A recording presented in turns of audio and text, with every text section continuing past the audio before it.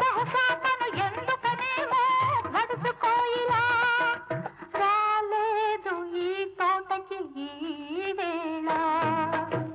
రాగాల పల్లకిలో కోయిలమ్మ రానేలా నీ ఉంటే కూనలమ్మ.